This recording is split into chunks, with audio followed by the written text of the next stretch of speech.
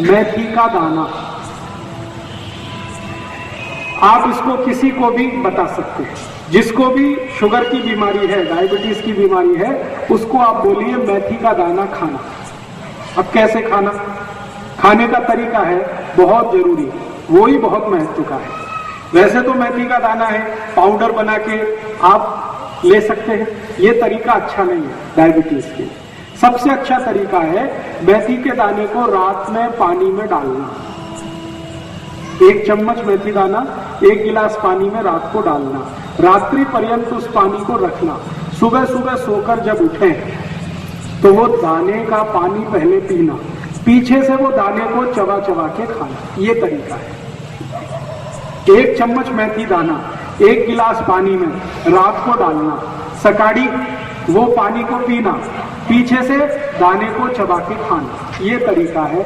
अगर किसी ने भी 3 महीने ये कर लिया, उसकी डायबिटीज समाप्त हो जाएगी, बिना इंसुलिन के, बिना 1 पैसे के खर्च। मेथी का दाना बहुत सस्ता मिलता है, हर घर में है, ज्यादा खर्चा नहीं लगता।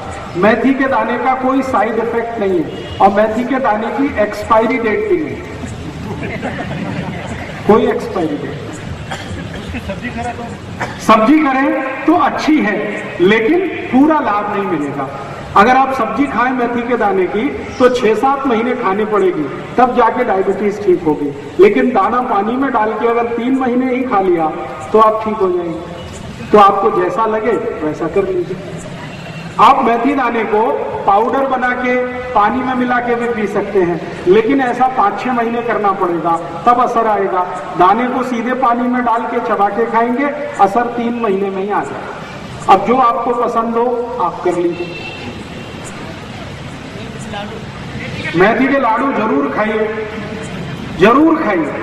मेथी के लाडू बनाइए गाय के तूप में और गुड़ में, गुड़, गाय का तूप और मेथी के लाडू बनाइए, भरपूर खाइए। सर्दियां आ जाएं तो रोज खाइए।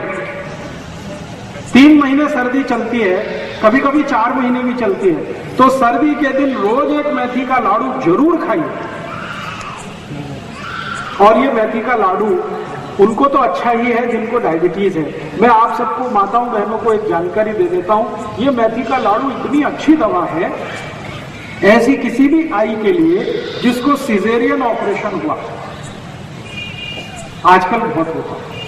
आजकल तो जब भी मैं किसी से पूछता हूं सबको ही सिजेरियन होता है, नॉर्मल डिलीवरी होता ही नहीं। क्यों? ये डॉक्टरों की बेईमानी और हरामखोरी का प्रमाण। हाँ, मैं आपको हाथ जोड़कर एक विनती करता हूं, आप बीमारी से नहीं डॉक्टर से बचो। बीमारी खतरनाक नहीं है, डॉक्टर खतरनाक। ये पता है डॉक्टर क्या करते हैं? आई को डराते हैं।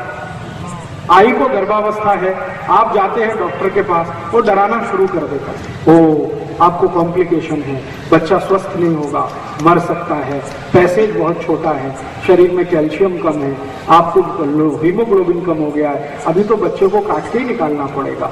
तो आई को डराते हैं, आई के घर वालों को डराते हैं, वो बेचारे सब तैयार हो जाते हैं और डॉक्टर का धंधा चल पड़ता है। अगर डिलीवरी नॉर्मल हो तो डॉक्टर को 500-700 रुपए मिलेगा, और अगर उसने सीजर कर दिया तो 40-45 हजार रुपए तो बन गया उसका। अक्सर क्या होता है, जो आई को सीजर होता है उसको तकलीफें क्या है ये डॉक्टर कभी नहीं जानता और समझता भी नहीं। सबसे बड़ी तकलीफ क्या होती है? सीजरियन के बाद आई का जो गर्भाशय है वो अपने स्थान से हट जाता है कई बार। उस बीमारी का नाम है यूट्रस डिस्प्लेसमेंट, गर्भाशय का अपने स्थान से हटना।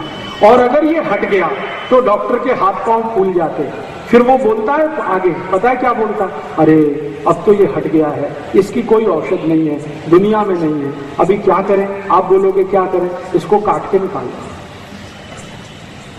अब उस मूर्ख डॉक्टर को ये पता है, पूछने की जरूरत है कि अगर इसको काट के ही निकालना है तो भगवान ने दिया क्यों? और जो आई को गर्भाशय कट करके निकाल दिया डॉक्टर ने, उस आई को जिंदगी भर त्रास होगा, उसकी कोई दवा दुनिया के किसी डॉक्टर के पास नहीं। क्यों? गर्भाशय बहुत बड़े काम करता है शरीर के लिए, वो सारे काम रुक जाते हैं गर्भाशय काट के निकाल देने के बाद। आई के शरीर का हार्मोनल बैलेंस पूरा टूट जाता है, और हार्मोनल बैलेंस टूटेगा तो आई को जिंदगी भर पीठ का दर्द होगा, जिंदगी भर, वो मरने के बाद ही जाएगा। फिर उस आई को ये जंघा का दर्द होगा, फिर गुर्गे का दर्द होगा, फिर यहाँ कंधे का दर्द आ जाएगा, फिर जिंदगी भर ये दर्द में तड़पते आई चली जाएगी। डॉक्टर के पास फिर दोबारा जाएंगे तो कहेगा मैं और कुछ नहीं कर सकता। तो मेरी आप सभी को एक विनती है कि आपके घर में कोई आई को गर्भावस्था है तो डॉक्टर की बात भूल के भी मत सुनिए। तो कहता है ऑपरेशन कराओ, कहते हैं कि नहीं कराएंगे, तो वो आपको डराएगा, बच्चा मर सकता है, तो कहना भगवान के हाथ में है मरना और जिंदा होना, वो तुम्हारे हाथ में नहीं। जिसको मरना है मरेगा, जिसको जिंदा रहना है वो रहेगा। तुम तुम्हारी अपनी बात अपने पास रखो, हम हमारे घर में काम कर लेंगे। अब आप बोलेंगे कि फिर हम करें क्या? ऐसी स्थिति में ये जो मेथी के लड्डू है ना, ये बड़े काम की चीज है। जिस आई को गर्भावस्था में मेथी के लड्डू आपने थोड़े दिन भी खिला दिए, मेरी गारंटी है कि उसको सीजरियन की जरूरत ही नहीं पड़ेगी। तो मेथी के लड्डू पीछे से आवाज आई, जरूर खाइए और उस आई को खिलाइए जिसको गर्भावस्था है। और इससे भी ज्यादा जरूरी एक और माहिती दे देता हूं कि अगर किसी आई को किसी कारण से यूट्रस डिस्प्लेसमेंट हो गया, गर्भाशय अपने स्थान से हट गया, तो उसकी दुनिया में एक ही दवा है और वो यही है मेथी के लड्डू। उसके अलावा कोई दवा ही नहीं है उसकी। तो जिस आई को गर्भाशय अपने स्थान से हट गया है उसको नियमित रूप से मेथी के लड्डू खिलाइए। लड्डू बनाना आप सब जानते हैं। मेथी के लड्डू नियमित रूप से अगर आपने खिलाए गाय के दूध के साथ, तो 3-3.25 महीने के अंदर आई का गर्भाशय वापस अपने स्थान पर स्थित हो जाता है और उसकी जिंदगी में जो त्रास होने वाला है वो सब दूर हो जाता है। इसलिए मेथी जो है बहुत अद्भुत औषधि है, अपने घर में जरूर रखिए। डायबिटीज के लिए काम आती है, आई को गर्भावस्था में काम आती है, यूट्रस डिस्प्लेसमेंट की सबसे अच्छी दवा है। और यही मेथी और भी कई रोगों में काम आती है।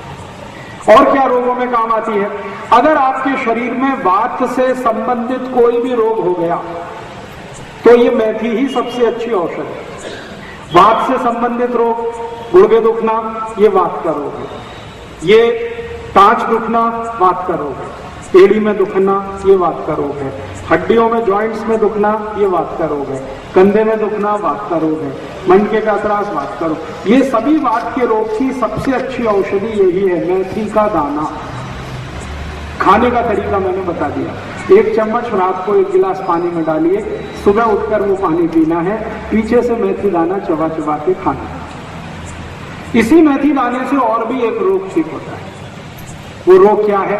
रक्त के अंदर, अभी थोड़ी देर पहले मैं बात कर रहा था ना, कोलेस्ट्रॉल बढ़ गया हो, तो इसी मेथी के दाने की ताकत है जो